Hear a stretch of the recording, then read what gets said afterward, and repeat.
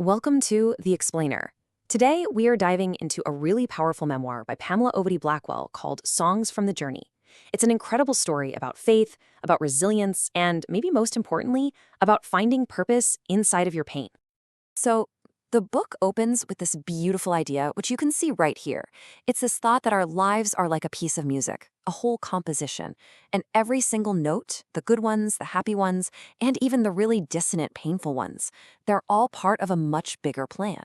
It really sets the stage for this journey of learning how to hear the music, even through all the noise. Okay, so the story starts off in a childhood that was just filled with love and warmth. But, it's also here, in these really early years, where the first quiet notes of disappointment start to be heard. And this ends up creating a pattern that's going to echo for decades to come. And those little notes of disappointment, they start to form this recurring theme in her life, a kind of quiet refrain. It was this pattern of moments where she was totally prepared for something special, so eager and ready, only to have that opportunity just slip right through her fingers, usually for reasons completely out of her control. And you can see that pattern laid out so clearly here.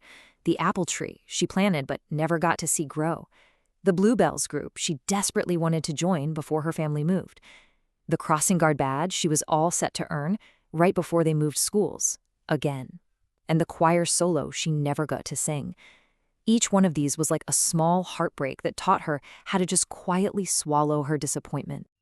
This quote, it comes from her 7th birthday. So picture this. Her parents come home with a puppy, and her heart just soars. But then they tell her it's for her brother. And in that moment, she learned this quiet, really painful lesson that even love can be imperfect. And sometimes your day doesn't feel like it belongs to you at all. So as she gets into her teenage years, those quiet disappointments are joined by something a lot louder, the words of other people. And these words really begin to shape and honestly damage her sense of self-worth. And we're not just talking about mean comments. These were labels that stuck. Awful racial slurs at school, and then at home, this constant criticism about her weight. It all started to carve out this story of shame around her body and her identity, a story that she eventually started to believe was true. This quote just perfectly captures her big realization. For years, her teachers would write satisfactory on her report cards, this polite but really limiting word that kind of put a ceiling on her potential. But she eventually came to understand that her true worth wasn't defined by them. It was defined by a higher power, and that's when everything started to change. All right, so now we're in her college years. Pamela's search for love and acceptance leads her down this path of really painful betrayals. And this whole difficult chapter, it all leads up to one single, life-altering event that would completely redefine her purpose. You can see the sequence here. It's like a spiral of heartbreak and choices that are made from a place of deep pain. First, there's a devastating betrayal that just hardens her heart. Then, she's just looking for comfort and falls into this really complicated relationship. But what looks like the tragic end, this unplanned pregnancy, is actually the most important turning point in the entire story. And this is the absolute heart of it. Her daughter, Gabrielle, the very consequence she was terrified would define her as a failure, became the thing that saved her. By learning how to love this child that God gave her, she finally learned how to love herself. Okay, let's jump forward a few years. Pamela is now an adult, and she's just running on empty. She's the good girl, the one who's always dependable, who carries everyone else's burdens without a single complaint. And she finally reaches her absolute breaking point. She was completely and utterly burned out from this overwhelming job at her family's company. She was shouldering the work of 3 people. And one day, she just hit a wall. She couldn't do it anymore. She picked up the phone, called her father, and quit.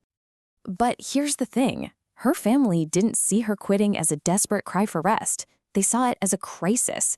They were convinced she was having a mental breakdown, so they staged an intervention and took her to a behavioral health hospital. And the moment she was inside those doors, she lost complete control of her own story. She was involuntarily committed, wrongly labeled as bipolar, and put on so much medication she could barely think straight. The truth was, she wasn't insane. She was just exhausted. But nobody was listening.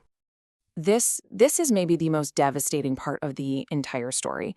While she was in the hospital, completely unable to call, her young daughter, Gabrielle, just knew her mom would never disappear like that. So in her little girl's mind, there was only one possible explanation. Her mother was gone forever. Months later, a new doctor finally gave her the truth. And this moment was just this huge, profound validation. It confirmed what she knew in her soul all along. Her breakdown wasn't a sign of mental illness. It was the completely natural result of carrying an impossible weight for way too long.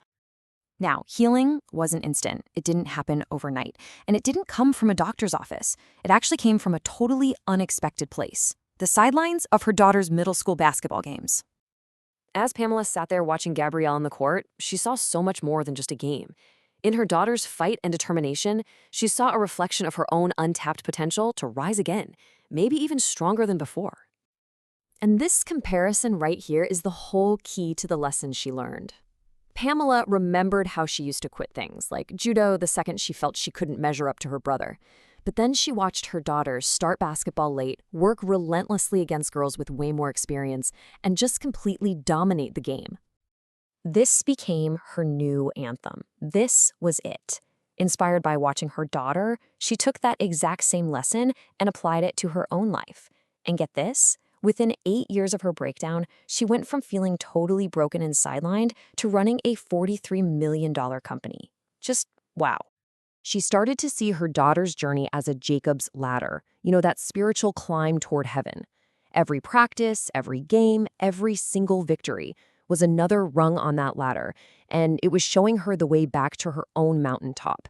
It was reminding her that she too could keep climbing. So when you boil it all down, the big takeaway from Songs from the Journey is that no chapter in our lives is ever wasted. Every single verse, even the ones written in those really painful minor keys, contributes to a beautiful and ultimately redemptive song. And that's a really powerful question to end on, isn't it? It's inviting all of us to look at the struggles in our own lives, not as endings, but as the very ground we need to push off from to reach even greater heights.